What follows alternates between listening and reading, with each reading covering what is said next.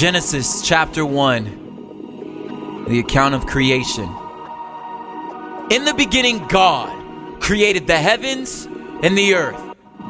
The earth was formless and empty, and darkness covered the deep waters. And the Spirit of God was hovering over the surface of the waters. Then God said, "Let there be light." And there was light. And God saw that the light was good. Then he separated the light from the darkness. God called the light day, and the darkness night. And evening passed, and morning came, marking the first day. Then God said, "Let there be a space between the waters, to separate the waters of the heavens from the waters of the earth." And that is what happened. God made this space to separate the waters of the earth from the waters of the heavens. God called the space sky. And evening passed, and morning came, marking the second day. Then God said, "Let the waters beneath the sky flow together into one place, so dry ground may appear." And that is what happened. God called the dry ground land, and the waters seas. And God saw that it was good. Then God said, "Let the land sprout with vegetation, every sort of seed-bearing plant, and trees that grow seed-bearing fruit. These seeds will then produce the kinds of plants and trees from which they came." And that is what happened. The land produced vegetation, all sorts of seed-bearing plants, and trees with seed-bearing fruit. Their seeds produced plants and trees of the same kind. And God saw that it was good. And evening passed, and morning came, marking the third day. Then God said, "Let lights appear in the sky to separate the day from the night. Let them be signs to mark the seasons, days, and years. Let these lights in the sky shine down on the earth." And that is what happened.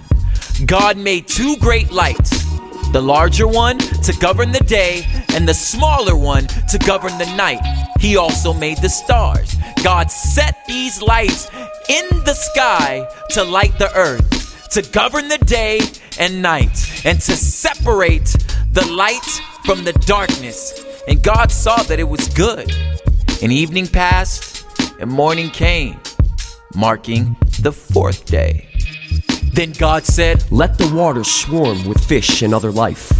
Let the skies be filled with birds of every kind." So God created great sea creatures, and every living thing that scurries and swarms in the water, and every sort of bird, each producing offspring of the same kind. And God saw that it was good.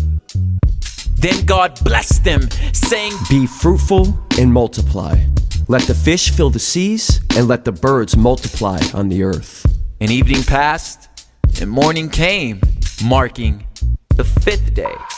Then God said, "Let the earth produce every sort of animal, each producing offspring of the same kind, livestock, small animals that scurry along the ground, and wild animals." And that is what happened. God made all sorts of wild animals, livestock, and small animals, each able to produce offspring of the same kind. And God saw that it was good. Then God said, "Let us make human beings in our image, to be like us. They will reign over the fish in the sea, the birds in the sky, the livestock, all the wild animals on the earth, and the small animals that scurry along the ground." So God created human beings in his own image. In the image of God, he created them. Male and female, he created them. Then God blessed them and said, "Be fruitful and multiply. Fill the earth and govern it. Reign over the fish in the sea, the birds in the sky, and all the animals that scurry along the ground." Then God said, "Look, I've given you every seed-bearing plant throughout the earth, and all the fruit trees for your food. And I have given every green plant as food for all the wild animals, the birds in the sky, and the small animals that scurry along the ground. Everything that has life." And that is what happened. Then God looked over all he had made, and he saw that it was very good. And evening passed, and morning came, marking the sixth day.